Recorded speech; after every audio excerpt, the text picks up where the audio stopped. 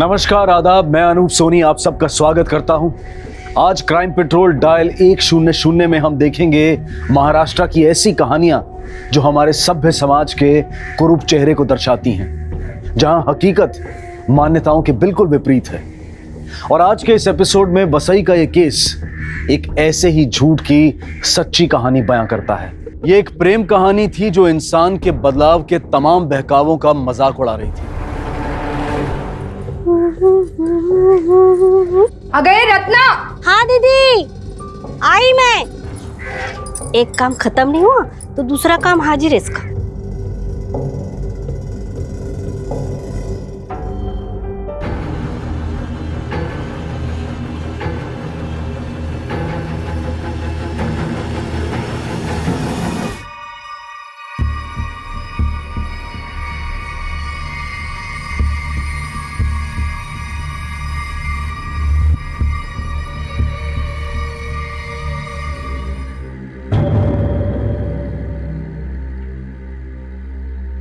आहो चला, नाश्ता रेडी है। हाँ हॅलो. अरे वाह ताई, आज नाश्त्यामध्ये रोटी पराठे दोनों. लीना को लेके आ नाश्ता करने। बरं. ए चल.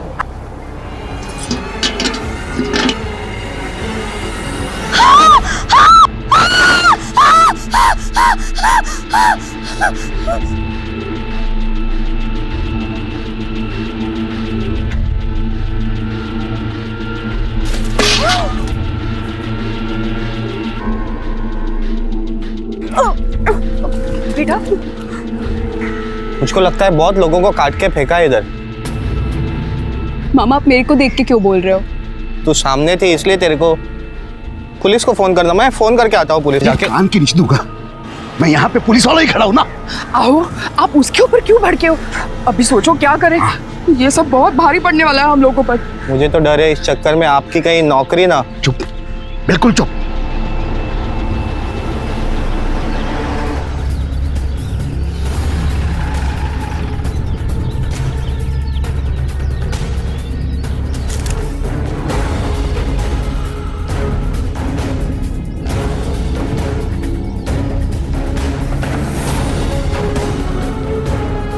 मैडम, मेरे को खुद को पता नहीं लग रहा है ये सब कैसे हुआ रहेगा. हाँ, मेरे को लगता है रात को किसी ने काटा और फेंक दिया. सुबह ये रत्ना पानी लेने आई तभी उसने देखा. किसकी डेड बॉडी है? अरे मैडम, इसको कैसे पता रहेगा? इसने भी तो सभी लोग के साथ देखा. अभी इसको नहीं पता होगा तो आपको पता होगा ना. मुझे अगर पता होता तो मैं खुद बताता. मैं खुद हैरान हूँ.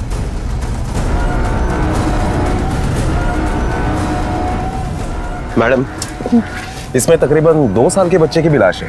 क्या कहते हैं कि बच्चे का स्पर्श बड़े से बड़े तनाव को भी दूर कर देता है। तो फिर ये कौन दरिंदा था जिसने एक मासूम 2 साल के बच्चे के टुकड़े कर दिए थे? और इनामदार परिवार संदिग्ध तरीके से क्यों पेश आ रहा था? कहीं इस दरिंदगी की जड़ें इस घर में तो नहीं थी, या वो कोई और था? ओहो, तो मेरे दोस्त को प्यार हुआ है? हम लोग शादी करना भी चाहते हैं, लेकिन उसका बाप नहीं मान रहा है. तो टेंशन क्यों लेता है? अगर लड़की तैयार है, तेरे से प्यार करती है, तो घर से भगा के लेके जा उसको. प्लान बना, उसको घर से बाहर निकाल. उसके आगे का मैं देख लेता हूँ. सुन ना, उस टाइम क्यों तुम किसी के लफड़े में पड़ रहे हो? ये लड़की भगाना ये सब ये ठीक नहीं है. तो क्यों इतना फालतू का टेंशन ले रही है? हाँ? दुनिया में क्या कोई पहली बार लड़की भगा रहा है क्या? मेरा दोस्त है, उसको मदद तो करनी पड़ेगी ना. हम क्यों चोरों की तरह मिलते? बस हो गया. अब कल ही मैं अपने आई को अपने बारे में बताता हूँ. तेरी आई को बताने से क्या होगा? मेरे आई बाबा शादी के लिए कभी नहीं मानेंगे. लीना, हक का दरिया ही है. उतर के भी पार करना पड़ेगा ना, तो भी करेंगे. माना तो ठीक, नहीं तो भगा ले जाऊंगा तुम्हें. हिम्मत है तो और बहुत कुछ करने की हिम्मत है मेरी. दिखाओ क्या? दिखाओ दिखाओ. नहीं. देख दिलबर, ध्यान में रख, अगर इसके बाद मैंने सुना कि तू उससे मिली तो तेरा जो होगा सो होगा। वो लड़का तो अपनी जान से जाएगा। और तुम्हें काय समझौता है हिला? और इसके लिए ना कोई लड़का देखो, फटाफट इसके हाथ पीले करो और इस मुसीबत से पीछा छुड़ा लो। आई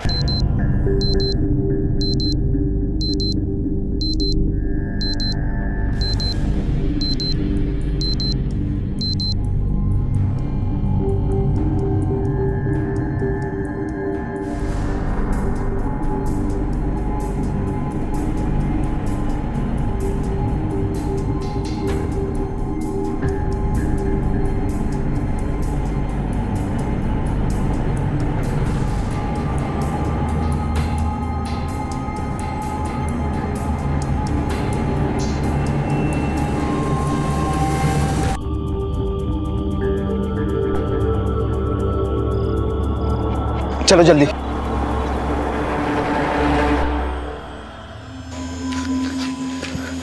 इंतजाम हुआ? हाँ, आज की रात एक लॉज में इंतजाम हो गया है। तुम दोनों वहीं पे रुको, कल सुबह होते ही एक मंदिर में शादी करा दूंगा। थैंक्स यार। मेरा दोस्त है यार, तेरे लिए कुछ भी करूंगा। हाँ चलो चलो निकल। तुम वो इंस्पेक्टर इनामदार की बेटी हो ना? मरवा दिया यार तूने तो। किसको भगा के लेके आया तू? आओ आओ, उठा ना, उठा ना, आओ उठाओ, आओ। नीला घर में कहीं नहीं दिख रही है। देखो गली गली ढूंढो, घर घर ढूंढो, सब होटल चेक करो, आज ही के आज मिलने चाहिए वो। रात को उनको किस किस ने देखा है पता कराओ। चलो सर। क्या हुआ रे, कोई कैदी भाग गया क्या? बाबा, इनामदार साहब की बेटी भाग गई है।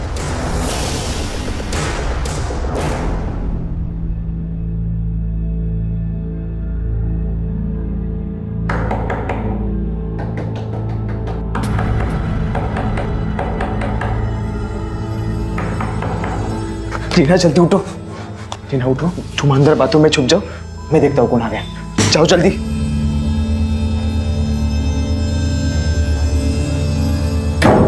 तुम लोगों को अभी के अभी इधर से निकलना पड़ेगा। ये लीना का बाप उसको ढूंढ रहा है, सब लॉज चेक कर रहा है, वो इधर भी पहुंच जाएगा जल्दी। चलो, मैंने तुम लोगों का इंतजाम एक जगह पे कर दिया है, तुम लोग अभी उधर रुको। चलो, ये लीना कहाँ है? अंदर। लीना, लीना जल्दी भाग। क्या हुआ? अपने को अभी निकलना पड़ेगा जल्दी। इस लड़की को देखा है? इधर आई थी वो? जी सर, रात को आई थी किस लड़के के साथ में, लेकिन आज सुबह चली गई। रूम किसने बुक किया था? मना किया था आपको, मत पड़ो इस लफड़े में। पर मेरी बात सुनता कौन है? तो मुझे कौन सा पता था कि वो पुलिस वाले की लड़की के साथ इश्क लड़ा रहा है। अरे वो इंस्पेक्टर है, सिर्फ इतना ही नहीं, उसकी बिरादरी में हमारी बिरादरी में फर्क तो देखो। अगर उन लोगों की खोपड़ी खिसकी ना तो हमारी पूरी बिरादरी को, पूरी बस्ती को भुगतान करना पड़ेगा। मला तर भीती वाटते। साहब, मैंने कुछ नहीं किया साहब। साहब, अरे साहब किधर लेके जा रहे साहब? साहब इन्होंने कुछ नहीं किया साहब। साहब इन्होंने कुछ नहीं किया साहब। साहब, साहब, साहब, साहब, साहब छोड़ो साहब। साहब मेरे को नहीं मालूम। कहाँ है मेरी बेटी? किसके साथ रखा है? साहब आपकी बेटी मेरे को कैसे मालूम रहेगा साहब? मालूम नहीं तेरे को? और इसके घर में कौन कौन है? लेके आ सबको। साहब मेरे को नहीं मालूम साहब। ये देखो, तेरी बीवी आ गई।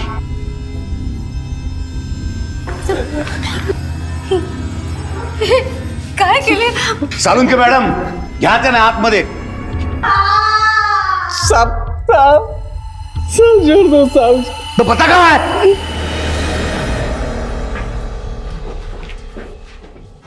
सगळीकडे नीट छोटा, तू वरती जा, तुम्ही आ जाना।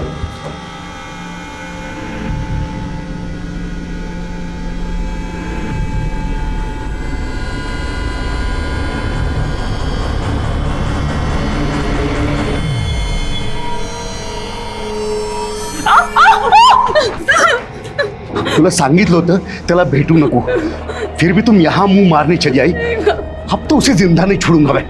बोल कहाँ है वो? बोल कहाँ है? वो खाने लेने गया बाबू। और बाहर टाइट फिटिंग लगाओ, अगर मिलेगा तो क्या करना उसे तुम्हें पता है। चलो।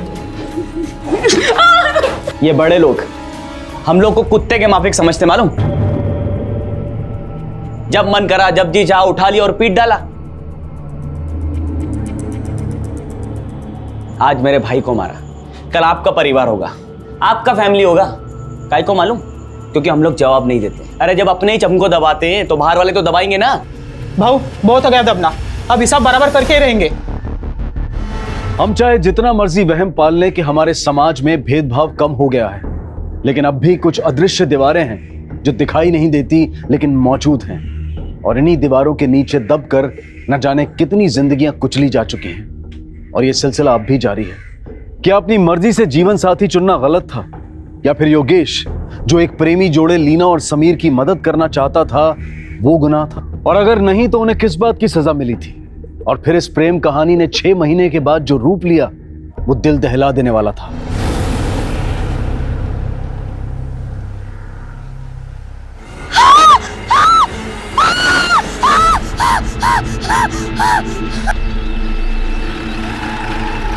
मैडम हमेशा की तरह सुबह रत्ना पानी देने आई।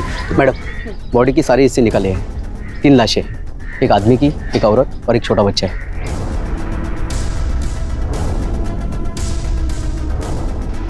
ये केस हमें जल्दी से जल्दी सॉल्व करना होगा।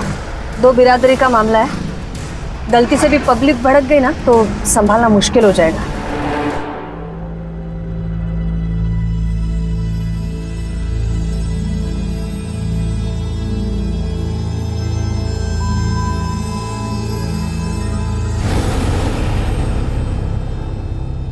बहुत सीधा आदमी था मैडम योगेश, सबकी मदद करता था और इसी मदद करने के चक्कर में उसकी जान गई। किसकी क्या मदद की थी उसने? तेरे से प्यार करती है तो घर से भगा के लेके जाओ उसको, क्या आगे का मैं देख लेता हूँ। आज की रात एक लॉज में इंतजाम हो गया, तुम दोनों वहीं पे रुको। तुम वो इंस्पेक्टर इनामदार की बेटी हो ना? ये लीना का बाप उसको ढूंढ रहा है, सब लॉज चेक कर रहा है, वो इधर भी पहुंच जाएगा जल्दी। बोल कहाँ है मेरी बेटी? सब उसको छोड़ दो साहब, उसने कुछ नहीं किया, उसका कोई गलती नहीं है साहब। उस इनामदार के डर से वो समीर तो गांव छोड़ के भाग गया, पर कभी कभी आता था रात में। पर इनामदार को तो उसकी बेटी मिल गई थी, फिर अब क्या प्रॉब्लम होगी उसकी? उसकी बेटी की शादी नहीं हो रही थी। आप भी सोचो ना, और तो और मैडम, और लड़की का मामा भी योगेश को धमकाने आया था। तेरी वजह से मेरी भांजी घर पे पड़ी है, तो उसको भगा के लेके गया था ना, घर पे पड़ी है वो। हाँ, रिश्ता नहीं हो रहा है उसको। तेरे को तो मैं अब दिखाता हूँ क्या। मैंने कुछ नहीं कहा। अरे छोड़ उसका। क्या रे, क्या तेरा रोज का नाटक है? काय को डरा था इसको? चल निकल इधर से। अभी तो मैं जा रहा है, लेकिन मेरी भांजी और घर पे पड़ी रही ना, तुला मी बघतो। ए, तू क्या कर रहा है यहाँ पे? क्या पट्टी पड़ा रहा है मैडम को? इनामदार आवाज कमी करा, बाहर जाओ। मैडम मैं यहीं पे बैठ के ये क्या बातें सुनाता है आपको, क्या कहानी सुनाता है सुनता हूँ ना। I said out.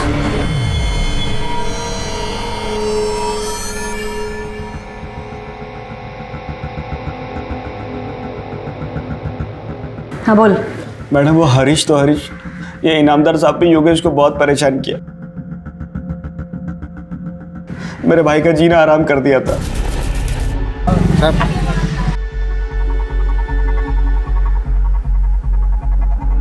मिरर का है? हाँ का है ना, यही तो है। सब टूटा हुआ मिरर लेके गाड़ी चलाना अलाउड नहीं, मालूम नहीं क्या तेरे को? साहब लेकिन ये और हाथ गिरे। साहब लेकिन साहब ये तो गलत है ना साहब।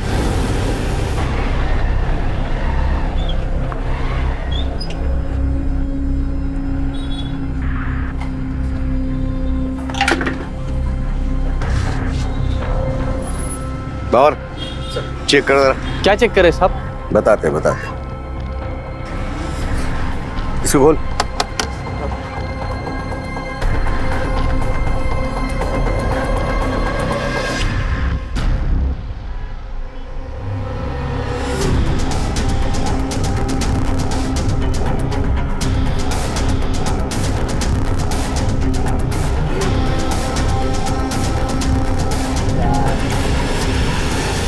साहब क्या ये कहाँ से लाया? साहब मेरा सीधे से समझ में नहीं आया। अच्छा इसीलिए तुम्हें ऐसा लग रहा है कि इनामदार ने योगेश को मार दिया? सिर्फ इतना ही नहीं मैडम, जिस दिन वो तीनों गायब हुए मेरे को योगेश का फोन आया। वो मेरे को बोला कि इनामदार साहब उसको मिलने के लिए बुलाए। उसने तुम्हें क्यों बताई ये बात? वो चाहता था मैं भी उसके साथ जाऊं। तो गए क्यों नहीं तुम? वो मैडम, मैं डर गया था, मेरे को लगा इनामदार साहब मेरा भी जीना आराम कर देंगे। ठीक है अभी तुम जाओ, जरूरत पड़े तो हम लोग बुला लेंगे तुम्हें। बरा मैडम। बाबर, ये योगेश के फोन कॉल के रिकॉर्ड्स मंगवाओ और हाँ, पड़ोसियों से पूछताछ करो ये यशवंत कितना सच बोल रहा है और कितना झूठ। मैडम, आपने वो 2 कौड़ी के आदमी के सामने मेरी बेइज्जती की। इनामदार, पहली बात, लोगों को यूं कौड़ियों में गिनना बंद करो, और दूसरी बात, इस केस में तुम खुद सस्पेक्ट हो तो कुछ दिन घर बैठ जाओ, ऑफिशियल लेटर मिल जाएगा तुम्हें। आज से तुम सस्पेंडेड हो। हाँ साहब, मैंने देखा था वो तीनों गए थे 15 तारीख की शाम को। ये कोई 7 बजा होगा, इस तरफ से गए थे। इसका मतलब है वो इनामदार के घर पे गए थे? उस तरफ ही गए थे। अब उधर क्यों गए थे साहब, ये मुझे नहीं मालूम। और हाँ साहब, उस दिन दोपहर में इनामदार साहब भी आके गए थे योगेश के घर पे। ओए जी साहब, योगेश कहाँ रहता है? योगेश, ये वाला घर है साहब उसका।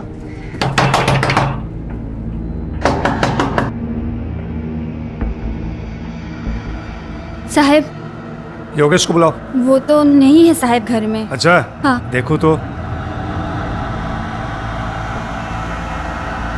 और योगेश को बोलो रात को मेरे घर में आके मिले। साहब, और अगर नहीं मिला ना तो साहब, कसम पर नाम ही चालू है, गाँव छोड़ो। इस झमेले में हमको मत घसीटो साहब। अरे मैं कहाँ घसीट रहा हूँ? तुम्हारे पति ने शुरू किया ना झमेला, वही खत्म करने के लिए बुला रहा हूँ। भेज देना। ये योगेश की बीवी ने इनामदार को यूं ही कहा था या सच में वो गांव छोड़कर जाने वाले थे? हाँ साहब, वो अपनी सब जमीन अमीन बेचकर मुंबई जा रहा था। अच्छा, वो लड़का समीर कभी मिलने के लिए आया था? हाँ साहब, योगेश के गायब होने से 1 रात पहले आया था। बहुत चिल्लम चिल्ली की आवाज आ रही थी। जितनी मैं तेरी मदद कर सकता था मैंने की। अब बस। क्या बस हुआ? 2 थप्पड़ क्या गिरे, सब कुछ उगला तू? वो लोग तृप्ति को भी मार रहे थे, इसलिए मैं बोला। क्या हुआ क्या नहीं हुआ ये मैं नहीं जानता। मैं सिर्फ इतना ही जानता हूँ कि तेरे वजह से हम लोग अलग हुए। अब तू ही हमें एक करेगा। बस झाला हाँ बाबू, आपकी वजह से बहुत कुछ सहा है हम लोगों ने। जास्त काय मागतो वहिनी? मुझे बस एक नया सिम कार्ड दो, रहने के लिए एक खोली दो, बाकी सब मैं खुद हैंडल कर लूंगा। अरे भाव, आप कुछ चाहिए क्या आपको? वो थोड़ी सी साकर चाहिए थी मेरे को। अच्छा, अभी देती हूँ।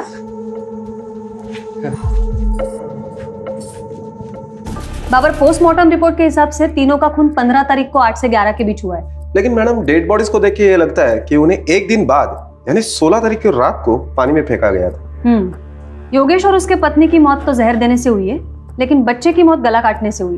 मैडम, पड़ोसियों के मुताबिक इनामदार ने योगेश को घर पे बुलाया था। यह भी तो हो सकता है कि योगेश इनामदार के घर पे गया हो, फिर इनामदार ने उन्हें जहर देकर मार दिया और फिर बॉडी के टुकड़े करके पानी में फेंक दिया होगा। एक बात सोचने लायक है बाबर, इनामदार अपनी बावड़ी में क्यों लाशें फेंकेगा, और वो भी एक दिन बाद? क्योंकि पानी में खून तो कहीं नहीं था। मैडम, इनामदार पुलिस वाला है, उसने पुलिस वालों की तरह ही सोचा। हम उसके ऊपर शक ना करें, इसलिए शायद उसने ऐसा किया होगा। हो सकता है, बिल्कुल हो सकता है। और पोस्टमार्टम रिपोर्ट में और एक बात है, लाशें काटने के लिए किसी करवट जैसी चीज का इस्तेमाल हुआ है। ये इनामदार की सोच उसकी तरह ही घटिया है। हर चीज में वो ऊंच नीच देखता है। मुझे तो लगता है कि खून उसी ने किया होगा। उसकी बेटी समीर के साथ भाग गई, उसे बर्दाश्त नहीं हुआ होगा। बाबर, एक काम करो, योगेश के और इनामदार के फोन के कॉल रिकॉर्ड्स मंगवाओ, और ये इनामदार को भी बुलवाओ जरा। मैडम, मेरी लड़की भागी नहीं थी, वो उसे बहका के भगवा के लेके गया था। अगर भाग जाती तो मैं सोचता मर गई मेरे लिए, पर ऐसे कोई भगा के लेके जाए तो मैं क्या, कोई भी चुप नहीं बैठेगा। आप चाहे तो रिकॉर्ड चेक करो। पाटिल मैडम, ये इनामदार की बेटी है ना, उसे जरा पुलिस स्टेशन लेके आओ जल्दी। हाँ, तर मिस्टर इनामदार। 1 minute madam.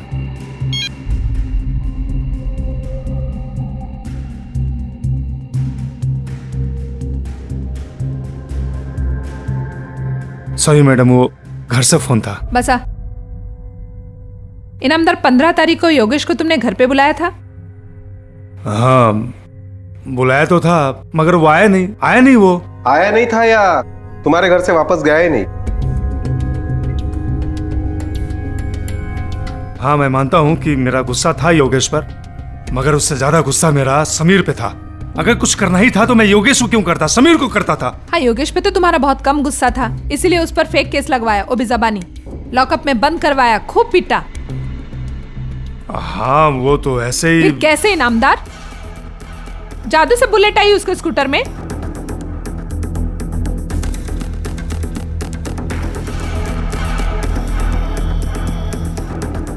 और इतने संगीन जुर्म का कोई केस भी नहीं दर्ज करवाया तुमने। वैसे एक बात बताइए इनामदार साहब, योगेश को आपने अपने घर पे क्यों बुलाया था? मैडम मैं सच कह रहा हूं, वो लोग मेरे घर आए ही नहीं।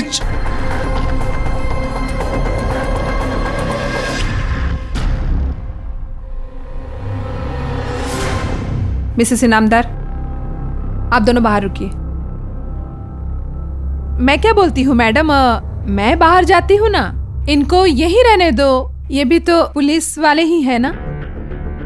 नहीं, मैं रुक जाती हूँ, इनको बाहर जाने दो। क्या है, ये छोटी है ना तो डर जाएगी। इनामदार,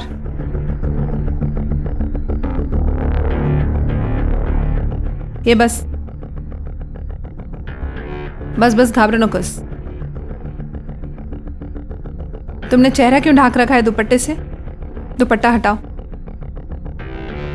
डरो नहीं, दुपट्टा हटाओ।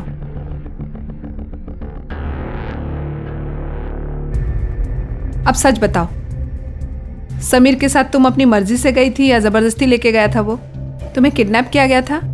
नहीं मैडम, मर्जी से नहीं, वो मुझे जबरदस्ती ले गया था। अच्छा, ये चोट कैसी लगी तुम्हें?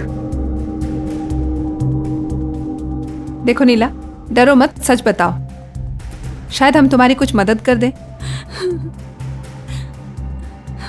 आई ने मुझे बहुत मारा। बाबा का फोन आया था, आई बोली अगर तेरे बाबा के खिलाफ तू कुछ भी बोली ना तो समझ लेना मैं भूल जाऊंगी मैं तेरी आई हूँ। आई, मैं वहाँ बोलूँगी मुझे जबरदस्ती भगा के ले गए थे। मैडम, हम दोनों एक दूसरे को बहुत चाहते हैं, पर बाबा नहीं चाहते हम दोनों की शादी हो। क्या यही प्यार है उसका जो तुम्हें उस दिन छोड़ के भाग गया? नहीं मैडम, वो मुझे छोड़ के नहीं भागा था, वो तो बस छिप गया था डर के मारे। अब ये कहानी तुम्हें किसने सुनाई? ये समीर ने मुझे बताया। इसका मतलब उसके बाद तुम उससे मिली थी? कब और कहाँ मिली थी तुम उससे? 14 तारीख की रात को। समीर मेरे आई बाबा मेरे लिए रिश्ता देख रहे हैं, वो मेरी शादी कर देंगे। समीर, तू घबरो नकोस, मैं उससे पहले कोई इंतजाम कर लूंगा, और तुम ये मत सोचना कि मैं तुम्हें छोड़कर कहीं भाग जाऊंगा, समझे? Don't worry. तू घर तक आ गया, तेरी ये हिम्मत? अरे हरीश, अरे पकड़ो उसको। हरीश पकड़ उसको। कहाँ मर गया साला? हरीश साला पकड़। बाबर, ये समीर की खोज खबर निकालनी पड़ेगी। उस रात उसका गांव आना और दूसरी रात योगेश के बीवी बच्चों का कत्ल, ये सब इत्तेफाक नहीं लगता है मुझे। मैडम, ये योगेश की कॉल रिकॉर्ड्स आ गए हैं। मैडम, ये कॉल रिकॉर्ड देख के एक बात पता चलती है कि रात को 11 बजे तक इनामदार ने योगेश को कई बार फोन किया था। इसका मतलब है सचमुच योगेश इनामदार के घर पे नहीं गया था। नहीं बाबर, ये सब कॉल रिकॉर्ड्स फेक भी हो सकते हैं। हमें गुमराह करने के लिए इनामदार ने योगेश का खून करने के बाद भी किए हो। जरा देखो उस वक्त इनामदार के मोबाइल की लोकेशन क्या थी? मैडम, इनामदार के मोबाइल की लोकेशन उस वक्त उसका घर का ही दिखाई दे रहा है। मैडम ये देखिए, और एक नंबर है जो योगेश के नाम पर है। ये नंबर्स की डिटेल निकालो। नंबर तो उसी का है, पर जरूरी नहीं कि उस वक्त उसके पास हो। मैडम ये देखिए दूसरा नंबर जो सुमंत पाटिल के नाम पर है।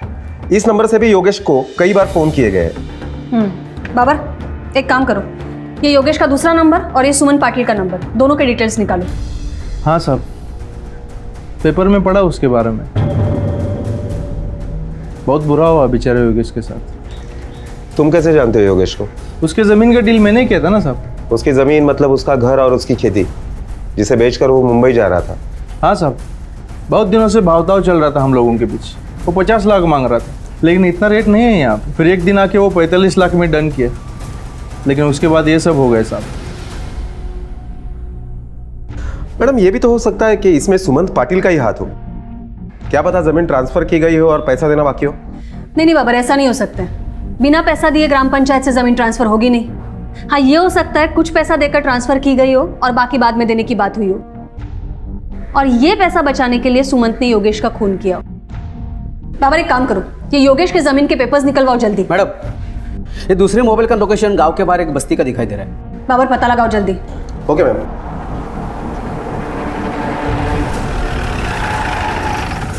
साहब वही रूम है।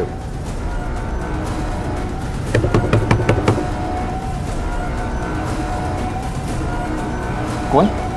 अरे सर क्या है? तू योगेश के नाम का सिम कार्ड यूज करा था ना, क्यों? किसे छुपना चाहता था? मैम वो इनामदार साहब से। और किससे छुपने की क्या जरूरत है मुझे? क्यों? पुलिस से छुपने की जरूरत नहीं है। साहब मैंने कुछ किया ही नहीं, तो मैं क्यों छुपूं? अच्छा कुछ नहीं किया तूने? योगेश के नाम का सिम कार्ड यूज कर रहा है, उसके नाम का रूम लेकर रह रहा है, और फिर भी तुझे लगता है पुलिस पकड़ेगी नहीं तुझे? हाँ मैम वो सिम कार्ड योगेश ने दिया था मुझे, मतलब इनामदार साहब से बचने के लिए। मैं बहुत रोया उसके सामने, तभी उसने मुझे मदद की। मैं किसी को क्यों मारूं? वो तो मेरा दोस्त था, मैं क्यों मारूं उससे? देख बेटा, अगर तूने मारा होगा ना तो क्यों मारा और कैसे मारा ये सब हम निकलवा लेंगे। बस तेरे हाथ से ये मौका चला जाएगा जब तू तेरी सजा कम करवा सकता था। बाबर ये केस की सारी फाइल्स चाहिए मुझे। सर ये सुमंत पाटिल के कॉल रिकॉर्ड्स है जो आपने मंगवाए थे। मैडम ये कॉल रिकॉर्ड से पता चलता है कि सुमंत पाटिल को हरीश ने भी कई बार फोन किया था। ये हरीश और सुमंत का एक दूसरे से क्या लेना देना है? मैडम ये योगेश, जमीन, पैसा, लीना और समीर एक दूसरे से जुड़ी हुई कड़ियां लगती है। साहब वो दोस्त है मेरा, इससे आगे मेरा उससे कोई वास्ता नहीं साहब। अभी आप बोले ना मेरे को कि योगेश सुमन को जमीन बेच रहे हैं, तभी मेरे को मालूम पड़ा साहब। अच्छा ये तूने पिछले हफ्ते योगेश को इतने फोन क्यों किए थे जब वो उसे जमीन बेच रहा था? साहब आप मुझ पे शक कर रहे हो? पुलिस वाले का साला हो साहब, मैं ऐसा गलत काम थोड़ी ना करूंगा साहब। बाबर ये हरीश बहुत टेढ़ी खीर है, ये जरूर कुछ छुपा रहा है हमसे, या तो वो इनामदार के बारे में या तो फिर सुमंत पाटिल के बारे में। मैडम मुझे लगता है कि हमें सुमंत पाटिल और इनामदार के घर की तलाशी लेनी चाहिए। हो सकता है कि मर्डर वेपन उनके घर पर ही मिले या कोई खून के धब्बे भी मिल सकते हैं। ये इनामदार और सुमंत पाटिल के साथ साथ समीर के रूम की भी तलाशी लेनी चाहिए। बाबर एक काम करो, कल सुबह जल्दी से जल्दी सर्च वारंट लेके आओ कोर्ट से। इनामदार तुम्हारे घर का सर्च वारंट है मेरे पास। कोपरा शोधूंगा। Yes sir. बाबर मेरी बात सुनो, तुम्हें यहाँ पे कुछ मिलने वाला नहीं है। बिरादरी में मेरी नाक कटेगी।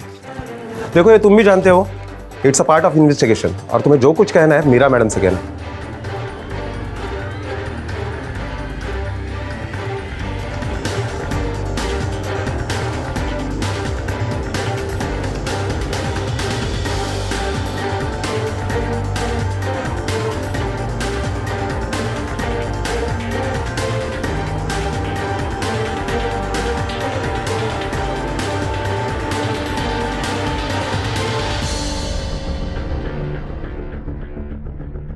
बाबर तीनों की तलाशी ली है लेकिन कुछ नहीं मिला अब तक। आखिर क्या है और कहाँ है? ये कातिल बहुत शातिर है या फिर ऐसा कुछ है जो हमारी नजरों से छुपा है अब तक? प्रॉब्लम क्या है समझ में नहीं आ रहा है अब तक। बाबर शोधा लो कर। मैडम बोला रिका में बॉडीज के अंतिम संस्कार के लिए साइन किसके लिए? जो भी उनके करीबी रिश्तेदार है उनको बोलो साइन कर दे। Okay madam.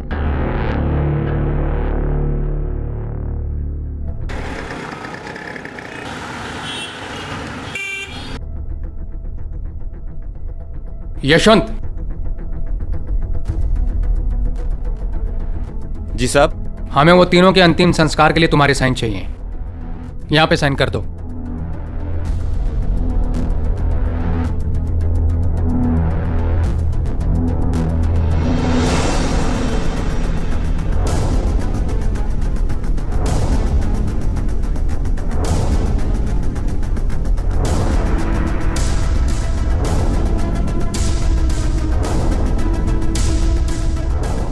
ठीक है सर।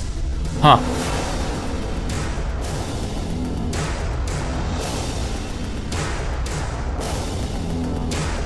Hello ma'am. हाँ रिका में बोला।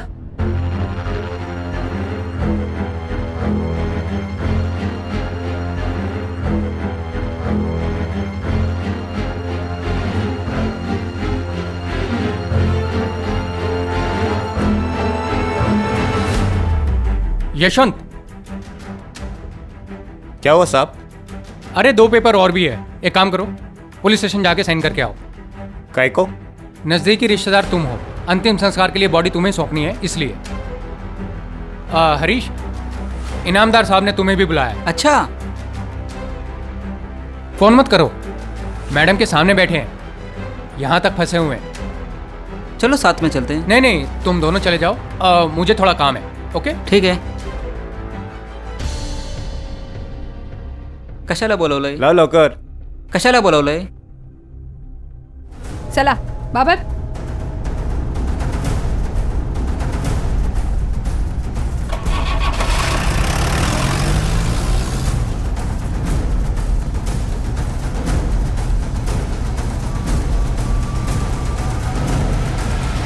मैडम इस तरफ आइए।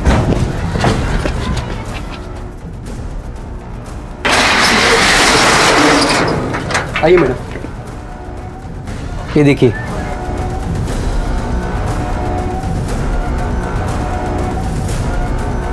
बाबर, जरा देखो ये चीटियां क्या इकट्ठा कर रही है। मैडम, ये तो मांस का टुकड़ा है। शोधून काढा सगळं, छान मारो सब. बाबर, हे सगळं खोदा, देखो और क्या मिलता है. शिंदे, कोदल फावड़ा लेके आओ.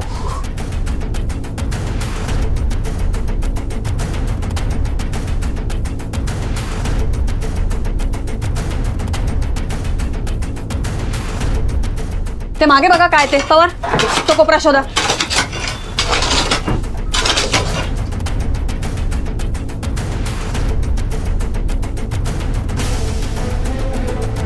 ती भिंत शोधा तिकडे बघा.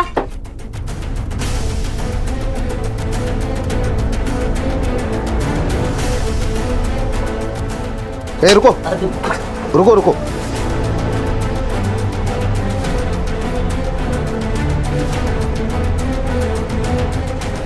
मैडम, मैडम ये देखिए. सांगे फॉरेंसिक लैबला पाठवा. और हाँ, फॉरेंसिक लैब में बोलो रिपोर्ट जितनी जल्दी हो सके उतनी जल्दी चाहिए. और हाँ, पुलिस स्टेशन फोन करके बोलो दोनों को बिठा के रखें. दोनों ने मिलके खून किया है या फिर दोनों में से किसी एक? मैडम, मैंने यशवंत के कस्टमर से पूछताछ की और उनसे यही पता चला है कि ये दोनों कारपेंट्री में पार्टनर थे. मैडम, ये फॉरेंसिक रिपोर्ट आ गई है.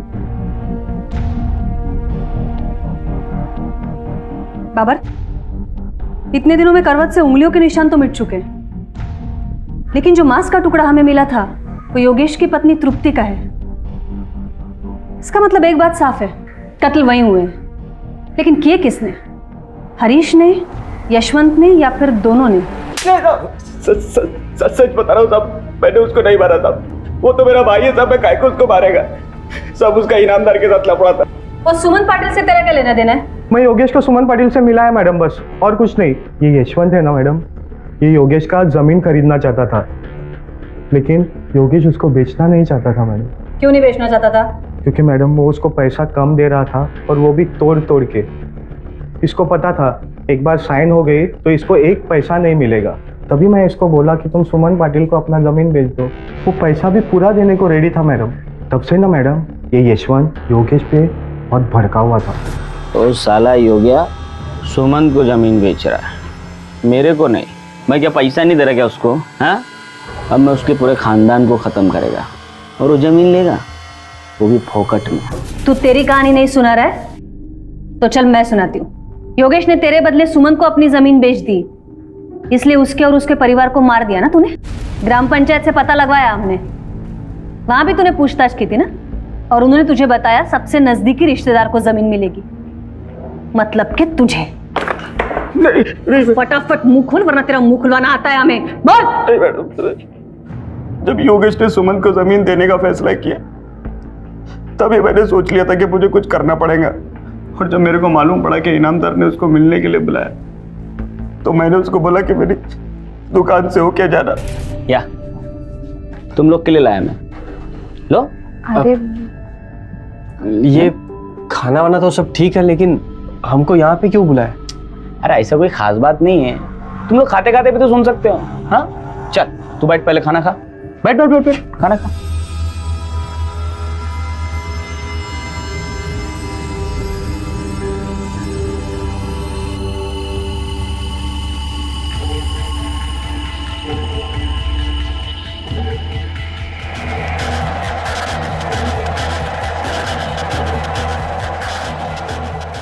फिर मैंने उनको बारदान में भर दिया।